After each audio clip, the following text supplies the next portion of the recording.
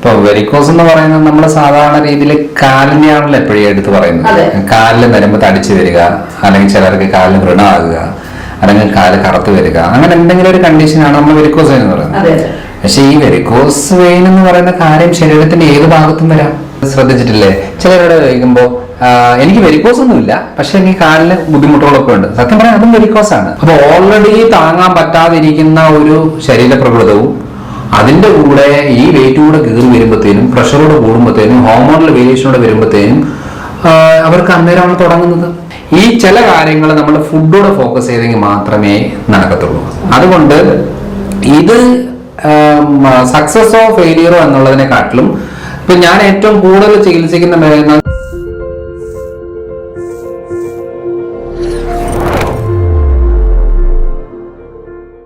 ധാരാളം ആളുകൾക്ക് ഡോക്ടറെ വെരിക്കോസ് വെയിൻ ആണ്.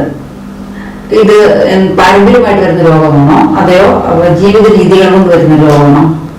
ഇപ്പൊ വെരിക്കോസ് എന്ന് പറയുന്നത് നമ്മൾ സാധാരണ രീതിയിൽ കാലിനെയാണല്ലോ എപ്പോഴും എടുത്ത് പറയുന്നത്. കാലിൽ നരമ്പ് തടിച്ചു വരിക, അല്ലെങ്കിൽ ചിലർക്ക് കാലിന് വ്രണമാകുക, അല്ലെങ്കിൽ കാല് കറുത്ത് വരിക, അങ്ങനെ എന്തെങ്കിലും ഒരു കണ്ടീഷനാണ് നമ്മൾ വെരിക്കോസ് വെയിൻ എന്ന് പറയുന്നത്. പക്ഷെ ഈ വെരിക്കോസ് വെയിൻ എന്ന് പറയുന്ന കാര്യം ശരീരത്തിന്റെ ഏത് ഭാഗത്തും വരാം. വെയിനുകൾക്ക് അതിന്റെ ഇലാസ്റ്റിസിറ്റി നഷ്ടപ്പെടുകയും അത് വികസിച്ച് വരുമ്പോഴാണ് നമ്മൾ വെരിക്കോസ് വെയിൻ എന്ന് പറയുന്നത്. അത് നമ്മുടെ കണ്ണിലും വരാം. ഇപ്പൊ പൈൽസ് എന്ന് പറയുന്ന ഒരു കണ്ടീഷൻ, അത് വെയിൻ വികസിച്ച് വരുന്ന സംഭവം തന്നെയാണ്. അതേപോലെ തന്നെ വൃഷ്ണങ്ങളുടെ ഭാഗത്ത് വികസിച്ച് വരുന്നുണ്ട്, വെരിക്കോസീൽ എന്ന് പറയും. അപ്പൊ ശരീരത്തിന്റെ ഏത് ഭാഗത്തും നമ്മുടെ ആർട്ടറീസ് പോകുന്നതും വെയിന് പോകുന്ന എല്ലാ സ്ഥലങ്ങളിലും ഈ പ്രശ്നങ്ങൾ ഉണ്ടാകാം. അപ്പൊ കാലെന്ന് പറയുന്ന കാര്യങ്ങളാണ് ഭൂരിഭാഗം നമുക്ക് എടുത്തു പറയുന്നത്. എന്താണെന്ന് വെച്ചാൽ അവിടെയാണ് ഭൂരിഭാഗം ആളുകളുടെ പ്രശ്നങ്ങൾ ഉണ്ടാകുന്നത്. അതിന്റെ അർത്ഥം അത് മാത്രമല്ല, പല സ്ഥലങ്ങളിലായിട്ട് ഇത് വരാനുള്ള സാധ്യത ഒരു വാസ്കുലർ ഡിസീസ് ആണ്. അപ്പൊ അതിനകത്ത് നമുക്ക് രക്തക്കുഴലുകൾ ചുരുങ്ങാം, വികസിക്കാം. ഇതിന് ഉള്ളിലുള്ള ഒരു വാൽവുണ്ട്, ഇങ്ങനെ താഴേന്ന് ബ്ലഡിന് മുകളിലേക്ക് പറഞ്ഞു വിടുന്ന ഒരു വാൽവുണ്ട്. ഈ വാൽവ് ഈ രീതിയിൽ നമ്മളിങ്ങനെ ടച്ച് ചെയ്തിട്ട് ഇങ്ങനെ മുകളിലോട്ട് വിടുമ്പോഴാണ് താഴെ നിന്നുള്ള ബ്ലഡ് മുകളിലേക്ക് വരുന്നത്. അപ്പൊ ഇതിനെ സപ്പോർട്ട് ചെയ്യുന്നതിനാണ് നമ്മുടെ കാഫ് മസിൽസ്. ഈ മസിൽ ഇങ്ങനെ കവർ ചെയ്ത് പിടിച്ചിരിക്കും. അപ്പോഴാണ് ഇത് ഒരു പരിധി കൂടുതൽ വെയിൻ വികസിക്കാതെ ഇരിക്കുകയും അതിന്റെ ഉള്ളില് ഇത് നന്നായിട്ട് ഇതിങ്ങനെ ടച്ച് ചെയ്തിട്ട് താഴെ മുകളിലേക്ക് ബ്ലഡിന് വിടും. പക്ഷെ ഈ വെയിൻ വികസിച്ച് കഴിയുമ്പോൾ ഈ ടച്ച് ചെയ്യുന്ന സംഭവം മാറിയിട്ട് ഇതിങ്ങനെ വരും. അപ്പൊ ഈ ബ്ലഡ് ഫുള്ളായിട്ട് കീറുമ്പോൾ അതേപോലെ താഴും. അപ്പം ഒരു 80% പോയാലും ഒരു 40% വീണ്ടും താഴും.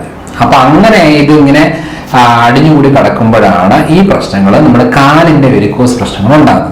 അപ്പൊ അതിന് പല രീതിയിലുള്ള കാരണമുണ്ട്, അതിന് പല സ്റ്റേജ് ഉണ്ട്. ആദ്യം നമ്മൾ ഈ ചെലന്ത് പോലെ ഇങ്ങനെ സ്പ്രെഡായി കിടക്കുന്ന രീതിയിലുള്ള വെയിനുകളായിരിക്കും. പക്ഷെ അത് വേദന ബുദ്ധിമുട്ടുണ്ടാവണമെന്നൊന്നുമില്ല. ചിലർക്ക് 1-2 വെയിനുകൾ ഇങ്ങനെ തടിച്ചു വരുന്ന രീതികൾ കാണാം. അപ്പൊ അതാണ് ഈ ഫസ്റ്റ് സ്റ്റേജ് എന്ന് പറയുന്നത്. സെക്കൻഡ് സ്റ്റേജ് എന്ന് പറയുന്നത് കാലിന്റെ ഒരു വേദനയായിട്ടും കെട്ടുകിടപ്പായിട്ടും ഉണ്ടാകുക. അതായത് നമ്മൾ ഒരു 2 മിനിറ്റ് നിൽക്കുമ്പോഴത്തേനും കാല് കിടക്കാൻ തുടങ്ങും. നമുക്ക് ബുദ്ധിമുട്ടാണ്, അതായത് നമുക്ക് നിന്നുകൊണ്ടുള്ള കാര്യങ്ങൾ ചെയ്യാനുള്ള ബുദ്ധിമുട്ടാണ്. അപ്പൊ നമ്മൾ എപ്പോഴും ഇങ്ങനെ കസേര തപ്പിക്കൊണ്ട് എവിടെയെങ്കിലും ഇരിക്കാൻ പറ്റുമോ എന്നുള്ള രീതിയിലേക്ക് വരും. കഴക്കുക എന്നുള്ളതാണ്. അപ്പൊ ഇങ്ങനെ ഊർന്നു വരുന്ന പോലത്തെ ബുദ്ധിമുട്ടുകൾ ഉണ്ടാവും. തേർഡ് സ്റ്റേജ് എന്ന് പറയുന്നത് കാലില് കളർ മാറ്റം ഉണ്ടാവും.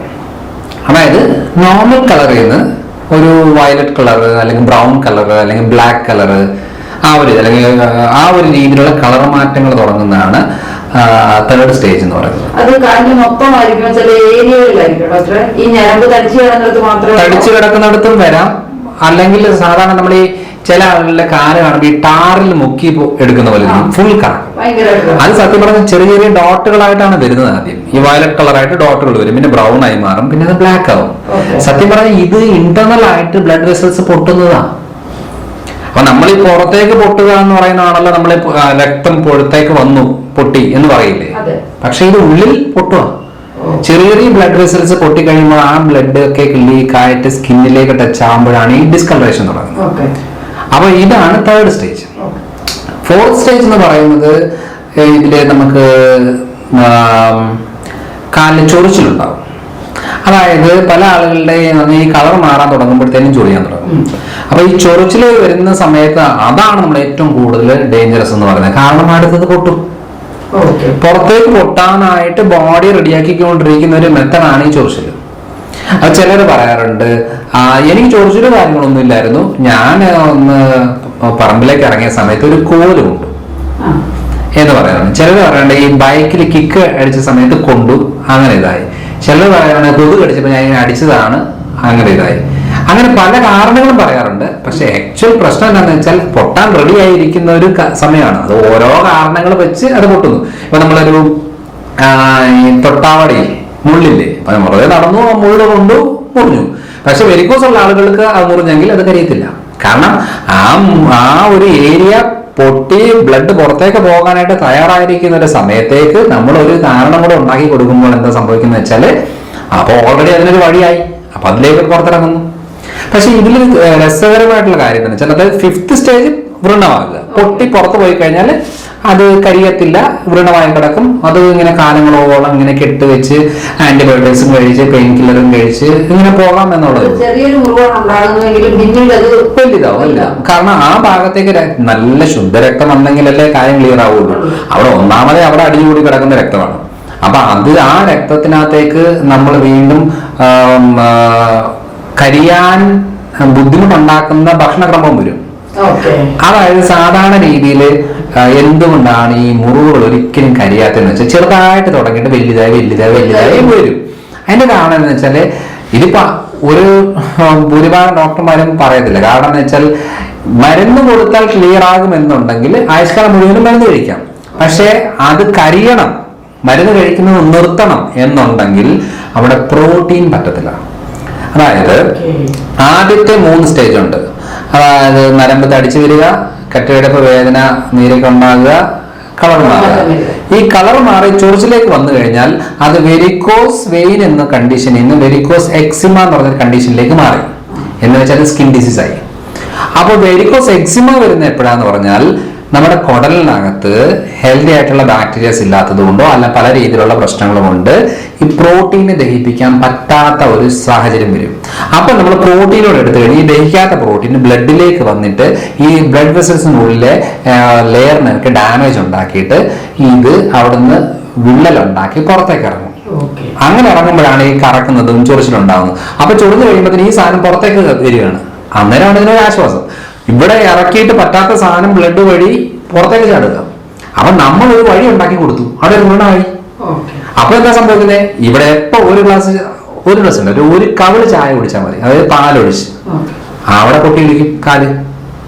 ഇവിടെ നമ്മളൊരു പരിപ്പെട്ട സാമ്പാർ എടുത്തോ, പൊട്ടി ഒലിക്കും. ഇപ്പൊ മുട്ടയോ ബീഫോ എന്തെങ്കിലും കഴിച്ചോ, പൊട്ടി ഒലിക്കും. അപ്പൊ ഈ സംഭവിക്കുന്നത് എന്താണെന്ന് വെച്ചാൽ പ്രോട്ടീനാണ് ഇവിടെ പ്രശ്നം. പക്ഷെ നമ്മൾ സ്ക്ലീറോ ചെയ്യും, ലേസർ ചെയ്യും, അതേപോലെ സർജറികൾ ചെയ്യും. ഇപ്പൊ ചിലർക്ക് സ്ക്ലീറോ എന്ന് പറയുന്നത് നമ്മൾ ഒരു മരുന്ന് ഈ തടിച്ചു വരുന്ന കാലയിൽ അല്ലെങ്കിൽ വ്രണമായി വരുന്ന സ്ഥലങ്ങളിൽ അല്ലെന്നുണ്ടെങ്കിൽ ഇങ്ങനെ വേദനകളോ നീരും ഒക്കെ ആയി വരുന്ന സ്ഥലങ്ങളിൽ നമ്മളെ ഇത് വെയിനിലേക്ക് ഇഞ്ചക്ട് ചെയ്തിട്ട് ആ വെയിൻ കരിച്ചു കളയുന്നതിനാണ് സ്ക്ലീറോ തെറപ്പി എന്ന് പറയുന്നത്. ലേസർ എന്ന് പറയുന്നത് നമ്മൾ ഈ വരുന്ന തടിച്ചിരിക്കുന്ന വെയിനകത്തേക്ക് ലേസർ ലൈറ്റ് ബീം പാസ് ചെയ്തിട്ട് ചൂടാക്കിയിട്ട് അതിനെ ചുരുക്കിയെടുക്കുന്നതിനാണ് ലേസർ തെറപ്പി എന്ന് പറയുന്നത്. സർജറി എന്ന് പറയുന്നത് ഈ തടിച്ചു വരുന്ന ഒരു വെയിനിനെ തന്നെ എടുത്തു കളയും, ആ ഏരിയനെ എടുത്തു കളയും. പക്ഷെ പുതിയ വെയിൻ ഉണ്ടാകും. പക്ഷെ ഈ വെയിനും ഇതേ അവസ്ഥയായിരിക്കും. കാരണം എന്ന് വെച്ചാൽ ഉള്ളിലെ റൂട്ട് കോസ് മാറുന്നില്ല, പ്രശ്നം ഉണ്ടാക്കുന്ന അവയവത്തിനെടുത്ത് മാറ്റി, അത്രേ ഉള്ളൂ. അല്ല, മിനിമം ഒരു 6 മാസം, മാക്സിമം ഒരു 2 കൊല്ലം വീണ്ടും ഇത് തന്നെയായിരിക്കും അവസ്ഥ. സ്ക്ലീറോ ചെയ്യുന്നവർ 4-5 തവണ സ്ക്ലീറോ ചെയ്തിട്ട് ഈ കാല് മൊത്തം കറുത്ത് ഈ നമ്മൾ സാധാരണ ഇരുമ്പ് കമ്പി പിടിക്കത്തില്ലേ, അതേപോലെ ആ കാല് പിടിക്കുമ്പോൾ, അതായത് ഈ വെയിനുകളെല്ലാം കരിച്ച് വെച്ച് ഭയങ്കരമായിട്ട് മണ്ണം വെച്ച് ഇരിക്കും. പക്ഷെ ഇവരുടെ പ്രശ്നം മാറില്ല. പക്ഷെ മാറും, ഒരു 2 കൊല്ലം വരെ വലിയ കുഴപ്പമില്ലാതിരിക്കും. പിന്നെ ഇതൊക്കെ തന്നെയായിരിക്കും. അപ്പം ഒരു തവണ ശരിയാവുന്ന 2 ആയി 3 ആയി വീണ്ടും ചെയ്തുകൊണ്ടിരുന്ന കാര്യമില്ല. പിന്നെ സ്കിൻ ഗ്രാഫ്റ്റിംഗ് എന്ന് പറഞ്ഞൊരു മെത്തേഡ് ഉണ്ട്. അപ്പൊ വ്രണമായി പക്ഷെ കഴിയുന്നില്ല. അപ്പൊ എന്ത് ചെയ്താൽ വേറൊരു സ്ഥലത്തുനിന്ന് സ്കിൻ എടുത്തിട്ട് ഈ മുറിവിന്റെ പുറത്തേക്ക് വെച്ചിട്ട് അത് വെച്ച് പിടിപ്പിക്കുക, എന്നാ സ്കിൻ ഗ്രാഫ്റ്റിംഗ് എന്ന് പറയുന്നത്. പക്ഷെ പ്രോട്ടീൻ എടുത്ത വീണ്ടും പൊട്ടി വലിക്കില്ലേ. അതുകൊണ്ടാണ് സ്കിൻ ഗ്രാഫ്റ്റിംഗും ഇതൊന്നും വർക്കൗട്ട് ആവാത്തത്. പക്ഷെ ഇതിന് റൂട്ട് കോസിൽ ക്ലിയർ ചെയ്യുന്ന ഒരു മെത്തഡ് അപ്ലൈ ചെയ്യാത്തത് കൊണ്ട് വെരിക്കോസുകാർ ഒരിക്കലും ആ പ്രശ്നം മാറില്ല. നമ്മളിങ്ങനെ സ്ലീറോയും ലേസറും സർജറിയും ഗ്രാഫ്റ്റിങ്ങും ഒക്കെ ചെയ്ത് നടക്കാം എന്നുള്ളതല്ലാതെ ഭൂരിഭാഗ സമയം ആശുപത്രി കഴിയാം. അതായത് നമ്മള് ശ്രദ്ധിച്ചിട്ടില്ലേ, ചിലരോട് ചോദിക്കുമ്പോൾ എനിക്ക് വെരിക്കോസ് ഒന്നുമില്ല, പക്ഷെ എനിക്ക് കാലിന് ബുദ്ധിമുട്ടുകളൊക്കെ ഉണ്ട്. സത്യം പറയാൻ അതും വെരിക്കോസാണ്. അതായത് നമ്മൾ സാധാരണ രീതിയിൽ പറയുകയാണ് ഈ നരമ്പ് തടിച്ചു വരിക, അതേപോലെ കട്ടുകിഴപ്പ്, നീര്, വേദനകള്, കറുപ്പ് നിറം, അങ്ങനെ വ്രണങ്ങൾ, അങ്ങനെ എന്തെങ്കിലും ആകുമ്പോഴാണ് നമ്മൾ ഈ വെരിക്കോസ് എന്ന് പറഞ്ഞു വരുന്നത്. പക്ഷെ 40% ആൾക്കാരുടെ ഇന്റേണൽ വെരിക്കോസ് ആണ്. അതായത് നരമ്പ് തടിച്ചു വരണം ഒരു നിർബന്ധമില്ല. ഇവരുടെ ആദ്യത്തെ സ്റ്റേജ് ഒന്നും നമുക്ക് ഉണ്ടെന്ന് പോലും നമ്മൾ അറിയില്ല. അവസാനം ഇത് വേദന എടുത്ത് കാല് കറുത്ത് വന്ന് പൊട്ടുമ്പോഴാണ് അറിയുന്നത്, അയ്യോ ഇത് വെരിക്കോസ് ആയിരുന്നല്ലോ എന്ന രീതിയിൽ. സത്യം പറഞ്ഞാൽ ആർക്കെങ്കിലും ഒരു 5 മിനിറ്റ് നിൽക്കുമ്പോൾ കാല് കഴിക്കുന്നുണ്ടോ, റിപ്പീറ്റഡ് ആയിട്ട് കാലിന് കട്ടുകിടപ്പോ അല്ലെന്നുണ്ടെങ്കിൽ വേദനകളോ അല്ലെങ്കിൽ കളർ മാറ്റമോ ഉണ്ടാകുന്നുണ്ടോ, അതേപോലെ തന്നെ ഈ വ്രണങ്ങളിലേക്ക് പോകുന്ന രീതിയിലുള്ള ടെൻഡൻസി കാണിക്കുന്നുണ്ടോ, എപ്പോഴും ഇരിക്കണമെന്നുള്ള ഒരു തോന്നൽ ഉണ്ടാകുന്നുണ്ടോ, നീര് വെക്കുന്നുണ്ടോ, ഇതൊക്കെ വെരിക്കോസാണ്. ഇതെല്ലാം ഇന്റേണൽ വെരിക്കോസാണ്. അപ്പൊ ഇതും നമ്മൾ ശ്രദ്ധിക്കേണ്ടത്. അല്ലാതെ അവസാന നിമിഷം ആവുന്നതിന് പൊട്ടിക്കഴിയുമ്പോഴാണ് അയ്യോ ഇത് വെരിക്കോസ് ആയിരുന്നല്ലോ എന്ന് പറയുന്ന ഒത്തിരി പേരുണ്ട്. അതുകൊണ്ട് നരമ്പ് തടിച്ചു വരണം യാതൊരു നിർബന്ധമില്ല, ഇതും വെരിക്കോസ് തന്നെയാണ്. ഇതിന്റെ ഈ വെരിക്കോസിന്റെ പ്രത്യേകത ഈ വ്രണങ്ങൾ ചെറുതായാലും വലുതായാലും വേദനയൊക്കെ സെയിമാ. ഒരു സമാധാനം കിട്ടത്തില്ല, നമുക്ക് ഉറക്കാൻ പറ്റത്തില്ല. ഒരു പുതപ്പ് കൊണ്ടാ പ്രശ്നം, തുണി കൊണ്ടാ പ്രശ്നം, നിന്നാ പ്രശ്നം, ഇരുന്നാ പ്രശ്നം. ഇരിക്കാൻ നിൽക്കുക എന്ന് പറഞ്ഞാൽ വലിയ ഡിഫറൻസ് ഒന്നുമില്ല. കാല് താഴെ തന്നെ അല്ലേ. നമ്മൾ കാല് പൊക്കി വെച്ച് ഹാർട്ടിനെക്കാട്ടും പൊക്കി വെക്കുമ്പോൾ മാത്രമേ ഇതിനൊരു ആശ്വാസം ഉള്ളൂ, ഒരു റിലാക്സേഷൻ അല്ലെങ്കിൽ റെസ്റ്റ് ഉള്ളൂ. ബാക്കിയൊന്നും റെസ്റ്റ് ഇല്ല. ഞാൻ നിൽക്കുകയാണ് ഇരിക്കുകയാണെന്ന് പറഞ്ഞാൽ നിൽക്കുന്നതിനേക്കാളും കുറച്ചുകൂടെ ബെറ്ററാണ് ഇരിക്കുന്നതേ ഉള്ളത്. ഇരിക്കുന്നത് നല്ലതെന്നല്ല. പക്ഷെ ഇതൊന്നും ഒരു സൊല്യൂഷൻ അല്ല. സൊല്യൂഷൻ എന്ന് പറയുന്നത് ഈ സ്റ്റേജ് ഏതാന്ന് നോക്കണം. കളർ മാറുന്നുണ്ടോ, ചൊറിച്ചിലുണ്ടാവുന്നുണ്ടോ, പൊട്ടാൻ തയ്യാറാവുന്നുണ്ടോ, പ്രോട്ടീൻ കട്ട് ചെയ്ത് മാറ്റിയില്ലെങ്കിൽ അത് പെട്ടെന്ന് പൊട്ടും, പിന്നെ കഴിയത്തില്ല. അപ്പൊ ചിലര് പറയാറുണ്ട് ഞാൻ കുറേ ആന്റിബയോട്ടിക്സ് എടുത്തു, കുറെ കഴിഞ്ഞപ്പോഴാവുന്ന കരിഞ്ഞത് എന്ന് പറയുന്നത്. അപ്പൊ നമ്മൾ ആന്റിബയോട്ടിക്സ് എടുക്കുക എന്ന് പറഞ്ഞാൽ എന്താ, ആ ഏരിയയിൽ ബാക്ടീരിയയുടെ ഗ്രോത്ത് കുറയ്ക്കുക എന്നുള്ളത് മാത്രമേ ഉള്ളൂ. ബാക്ടീരിയസ് ഗ്രോത്ത് കൂടുന്നതനുസരിച്ച് അവിടെ പഴുക്കാൻ തുടങ്ങും, ഇൻഫെക്ഷൻ ആകും, അങ്ങനെ പല രീതികളുണ്ട്. പക്ഷേ ഈ വ്രണം ഉണ്ടാകാനുള്ള സംഭവം തന്നെ മാറ്റിയെങ്കിൽ മാത്രമേ ഈ കാര്യത്തിനൊരു സൊല്യൂഷൻ ഉള്ളൂ. ആന്റിബയോട്ടിക് നിർത്തിയോ വീണ്ടും തുടങ്ങി. അപ്പം ആന്റിബയോട്ടിക്സ് എന്ന് പറയുന്നത് ഒരിക്കലും ഒരു സൊല്യൂഷൻ അല്ല. അത് അവിടെ ഇൻഫെക്ഷൻ ആവാതെ നോക്കുക എന്നുള്ളത് മാത്രമേ ഉള്ളൂ. അപ്പൊ എല്ലാ ദിവസവും ക്ലീനിങ് കാര്യങ്ങളൊക്കെ. ഇതിൽ ഏറ്റവും വലിയൊരു മിസ്റ്റേക്ക് ചെയ്യുന്നതെന്ന് പറഞ്ഞാൽ വ്രണമായി കഴിഞ്ഞാൽ ഉടനെ ഈ പുളിവെള്ളം, അതേപോലെ വെള്ളം തിളപ്പിച്ച് ഒഴിക്കുക, അങ്ങനെ കുറെ കുളിച്ച് കഴിഞ്ഞ് സോപ്പിട്ട് കഴുകുക, അങ്ങനെ കുറെ കാര്യങ്ങൾ ചെയ്യുന്നുണ്ട്. ഇതൊക്കെ ഭയങ്കര ഡേഞ്ചറസ് ആയിട്ടുള്ള കാര്യം. നമ്മുടെ സാധാരണ ഈ നോർമൽ സലൈൻ മെഡിക്കൽ ഷോപ്പിൽ കിട്ടും, നമ്മുടെ ഈ IV ഇഞ്ചക്ഷൻ കൊടുക്കത്തില്ല, അങ്ങനത്തെ നോർമൽ സലൈൻ ഇട്ടിട്ട് മാത്രമേ കഴിയുള്ളൂ. നമ്മൾ എല്ലാ ദിവസവും കുളിക്കുമ്പോൾ ഈ കാലം നനച്ചുകൊണ്ടിരുന്നു കഴിഞ്ഞാൽ പിന്നെ എവിടെ മുറിവ് വരികയാണ്? നമ്മളിപ്പോൾ എത്ര വെള്ളം തിളപ്പിച്ചാലും എത്ര പച്ചവെള്ളം എന്ന് പറഞ്ഞാലും അതിനകത്ത് ഇൻഫെക്ഷൻ ഉണ്ടാവും, ബാക്ടീരിയസ് ഉണ്ടാവും. ഇനി ഇതെല്ലാം ചെയ്ത് കഴിഞ്ഞിട്ട് നമ്മൾ പ്രോപ്പർ ആയിട്ടുള്ള ഡിസിൻഫെക്റ്റഡ് ചെയ്യാത്ത ഈ കോട്ടണും വെച്ചിട്ട് വീണ്ടും കെട്ടിക്കഴിഞ്ഞാൽ അവിടെ വീണ്ടും പ്രശ്നങ്ങളാണ്. അപ്പൊ നമ്മൾ നോക്കേണ്ട കാര്യം എന്ന് വെച്ചാൽ ഈ എല്ലാ രീതികളും നോക്കിയെങ്കിൽ മാത്രമേ ഇതിനൊരു സൊല്യൂഷൻ ഉള്ളൂ. അപ്പൊ ഈ നിൽക്കുന്നവർക്കാണ് ഇത് വരുന്നതെന്നാണ് പറയുന്നത്. അല്ല, അത് ശരിയാണ്. അങ്ങനെയാണെങ്കിൽ ലോകത്തുള്ള എല്ലാ ടീച്ചർമാർക്കും വരണ്ടേ, എല്ലാ ട്രാഫിക് കോൺസ്റ്റബിൾമാർക്കും ഇത് വരണ്ടേ? അപ്പൊ എന്തുകൊണ്ടാണ് എല്ലാവർക്കും വരാത്തത്? കാരണം ഇതൊരു പാരമ്പര്യ ടെൻഡൻസി ഉള്ള ശരീരത്തിലാണ്. ഇതൊരു പാരമ്പര്യ രോഗമാണോ, പാരമ്പര്യമല്ലാത്ത കാരണങ്ങൾ കൊണ്ടും ഇത് വരാൻ സാധ്യതയുണ്ടോ? 80% പാരമ്പര്യമാണ്. പാരമ്പര്യം എന്ന് പറഞ്ഞാൽ അമ്മയ്ക്കുണ്ടെങ്കിൽ മകൾക്ക് വരും, 80% സാധ്യതയുണ്ട്. പക്ഷെ മകൾക്ക് വരണം ഒരു നിർബന്ധമില്ല. എപ്പോഴാണ് മകൾക്ക് വരുന്നതെന്ന് പറഞ്ഞാല് ഭൂരിഭാഗം സാഹചര്യങ്ങളും പ്രഗ്നൻസി സമയമാണ്. കാരണം എന്താ വെച്ചാൽ നോർമൽ വെയിറ്റ് ചെയ്യുന്ന 10-20 കിലോ കൂടുക. അതായത് അവർ ഓൾറെഡി 165 സെന്റിമീറ്റർ ഹൈറ്റ് ഉള്ള ഒരാളാണ് വെക്കുക. ആ കാല് താങ്ങുന്ന മാക്സിമം വെയിറ്റ് 70 കിലോയാണ്. കല്യാണത്തിന് സമയം തന്നെ അവർക്ക് 70 കിലോ എന്ന് വെച്ചു. അപ്പൊ 20 കിലോയോട് കൂടുതലേ, 90 കിലോ. അപ്പൊ ഇതെങ്ങനെ ഈ കാല് താങ്ങും? പ്രഷർ വരികയാണ് ഇത്രയും. അതായത് ഈ ഭ്രൂണത്തിന്റെ പ്രഷർ വരിക എന്ന് പറയുന്നത് തന്നെ വലിയൊരു സംഭവമാണ്. ഹോർമോണൽ വേരിയേഷൻസ് ഉണ്ടാകുകയാണ്. അപ്പോൾ ആ സമയത്ത് ഭക്ഷണം കൂടെ കൂടുതൽ എടുക്കുകയാണ്. ഇതെല്ലാം കൂടെ ആകുമ്പോഴത്തേനും ഈ കാലിലാണല്ലോ സ്ട്രെയിൻ കൂടുന്നത്. അപ്പൊ ഓൾറെഡി താങ്ങാൻ പറ്റാതിരിക്കുന്ന ഒരു ശരീരപ്രകൃതവും അതിന്റെ കൂടെ ഈ വെയിറ്റ് കൂടെ കീറി വരുമ്പോഴത്തേനും, പ്രഷറോട് കൂടുമ്പോഴത്തേനും, ഹോർമോണൽ വേരിയേഷനോടെ വരുമ്പോഴത്തേനും അവർക്ക് അന്നേരമാണ് തുടങ്ങുന്നത്. ചില ആളുകൾ ഡോക്ടറെ അണ്ടർ വെയിറ്റ് ഉള്ളവരുണ്ട് എന്ന് വെച്ചാൽ ചിലപ്പോൾ 165 സെന്റിമീറ്റർ പൊക്കമുള്ള ഒരാൾക്ക് ചിലപ്പോൾ 45 കിലോ തൂക്കമൊക്കെ ഉള്ളവരുണ്ട്. അവർ പ്രഗ്നൻസി പീരീഡിലും ഈ പറയുന്ന വലിയ വെയിറ്റ് വെക്കുന്നില്ല. 45 എന്നുള്ള ആള് ചിലപ്പോൾ ഒരു 50 കിലോ 52 കിലോ ഒക്കെ ആവുന്നുള്ളൂ. അപ്പോഴും അവർക്ക് വേണ്ട വെയിറ്റ് എത്തുന്നില്ല. പക്ഷെ ഈ വെരിക്കോസ് ആ സമയത്ത് കാണിക്കുകയും ചെയ്യുന്നു. ഈ ജീനിലുള്ള ഒരു സംഭവമാണ്. ജീനിലുള്ളപ്പോൾ നമ്മൾ അതിന്റെ ഒരു കാരണമാണ് ഈ പറയുന്നത് പ്രഗ്നൻസിയും വെയിറ്റും കാര്യങ്ങളും ഒക്കെ. അപ്പം നമ്മളിപ്പോൾ ഫോർ എക്സാമ്പിൾ നമുക്ക് പ്രഗ്നൻസി വേണമെന്നൊരു നിർബന്ധമൊന്നുമില്ല. ഞാൻ ഏറ്റവും കൂടുതൽ തൈറോയ്ഡ് പ്രശ്നം കണ്ടേക്കുന്നത് ടീച്ചേഴ്സിലാണ്. അപ്പോൾ അവരുടെ സംസാരിച്ച് ഈ തൊണ്ടയ്ക്ക് ഭയങ്കരമായിട്ടുള്ള സ്ട്രെയിൻ കൊടുത്ത് അവിടെ ഇൻഫ്ലമേഷൻ ആയിട്ട് അതിന്റെ ഭാഗമായിട്ട് തൈറോയ്ഡ് പ്രശ്നം കൂടും, സ്പീഡപ്പ് ആവും, വേഗം വരും. അപ്പൊ അതേപോലെ തന്നെ ഇവർ എടുക്കുന്ന ജോലിപരമായിട്ടുള്ള കാര്യങ്ങൾ കാണാം.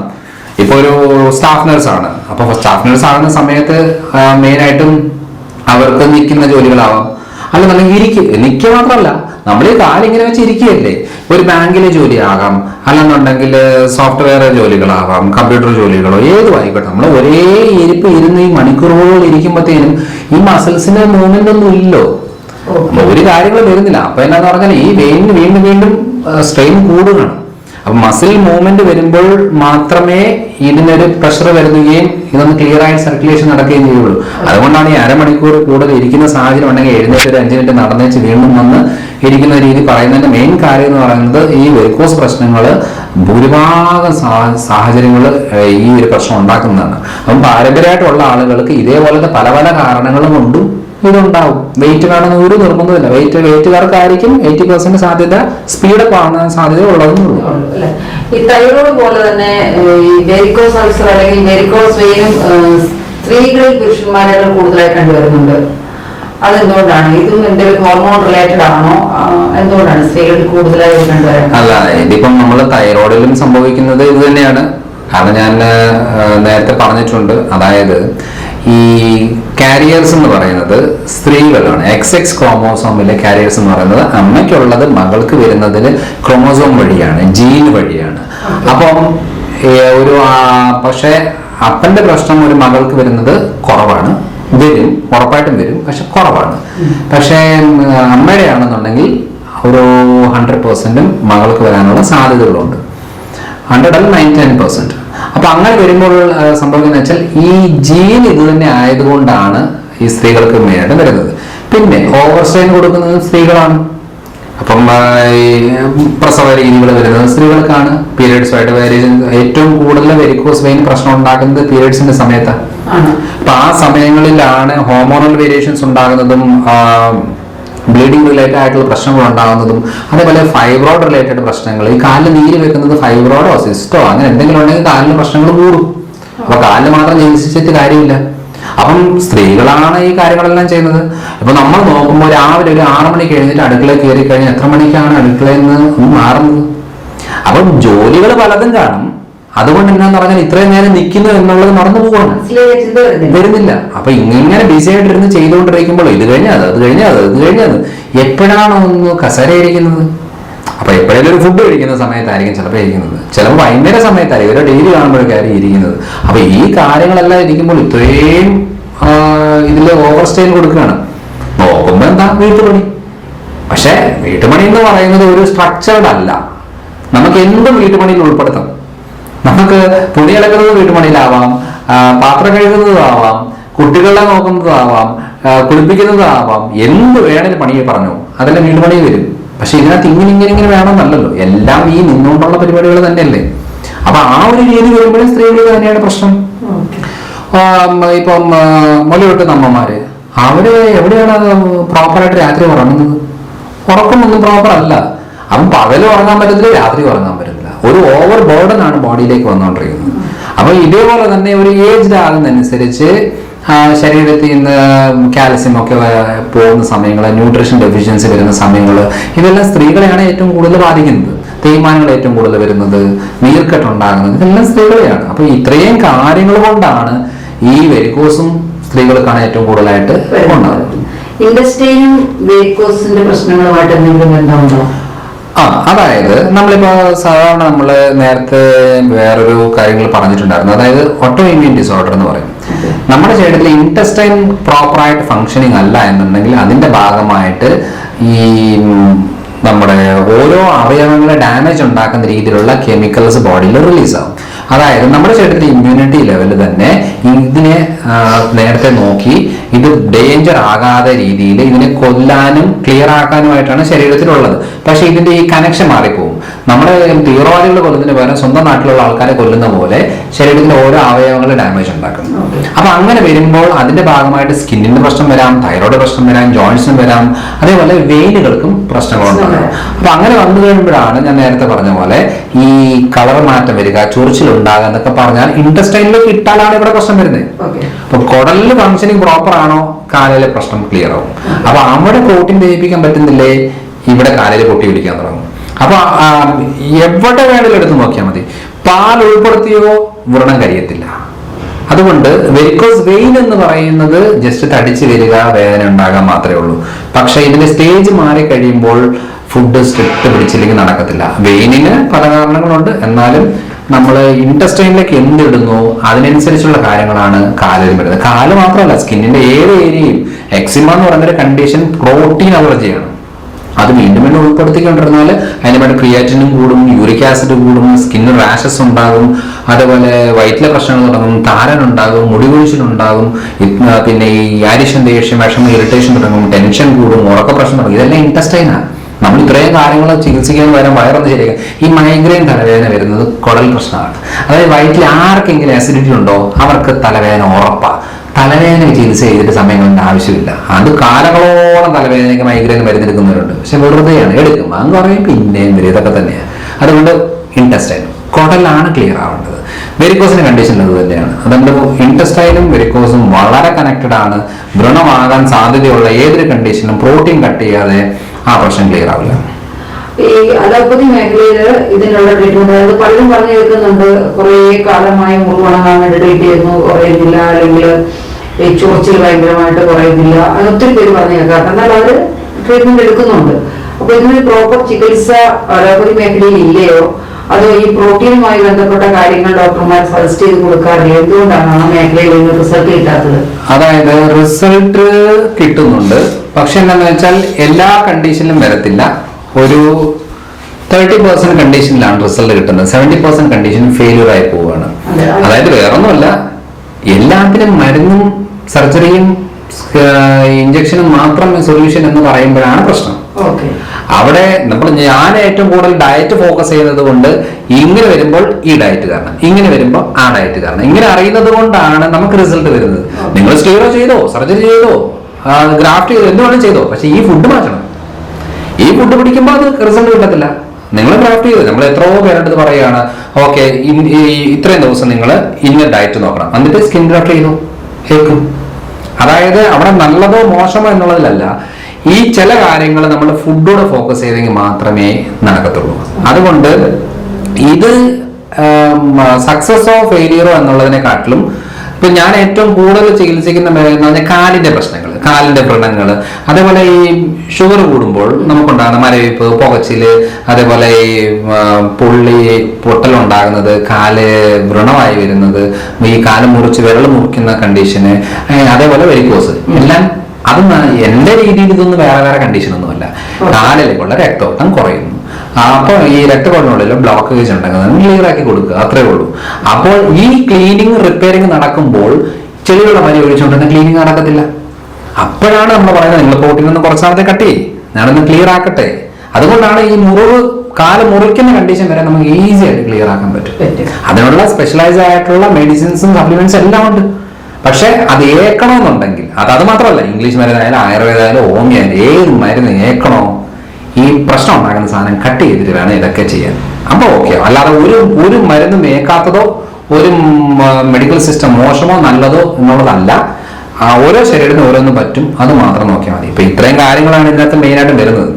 വെരിക്കോസ് എന്ന് പറയുന്നത് ഒത്തിരിയേറെ വലിയൊരു സബ്ജക്റ്റാണ്. അപ്പൊ എന്റെ ഡെയിലി ഉള്ള ട്രീറ്റ്മെന്റിൽ ഞാൻ പറയുന്ന പല കാര്യങ്ങൾ തന്നെയാണ് ഇതിനകത്ത് ഉൾപ്പെടുന്നത്. അപ്പൊ ഇത്രയും കാര്യങ്ങൾ നമ്മുടെ അടുത്ത് വരുന്ന കുറച്ച് പേരോട് പറഞ്ഞെങ്കിൽ മാത്രം പോരാ. കാരണം ഇത് ബുദ്ധിമുട്ടുള്ള എത്രയോ പേരുണ്ട്. എത്ര പേർക്കാണ് പറയുന്നത്, അയ്യോ എന്റെ കാല് മുറിച്ച് മാറ്റി കഴിഞ്ഞപ്പോഴാണല്ലോ ഞാൻ അറിഞ്ഞ ഈ കാര്യം എന്നുള്ളത്. എന്റെ അടുത്ത കാലിന് പ്രശ്നം വന്നു, അന്നേരമാണ് ഇത് അറിഞ്ഞത്. ഇപ്പൊ എന്റെ ആ കാലം ശരിയായി. ഇപ്പൊ നേരത്തെ അറിഞ്ഞിരുന്നെങ്കിൽ ആ പ്രശ്നം ക്ലിയർ ആയേനെ. ഞാൻ ഇത്രയും കാലമായിട്ട് മരുന്നെടുത്തെടുത്ത് മടുത്ത് ഈ വ്രണത്തിന് വേണ്ടിയിട്ട്. അപ്പൊ ഇത് ഇത്രയും പെട്ടെന്ന് കഴിയുമെന്ന് എനിക്ക് അറിയില്ലായിരുന്നു. അപ്പൊ അങ്ങനെ ഒരു കാര്യമാണ്, ഇത് എല്ലാവരും അറിയേണ്ട ഒരു കാര്യമാണ്.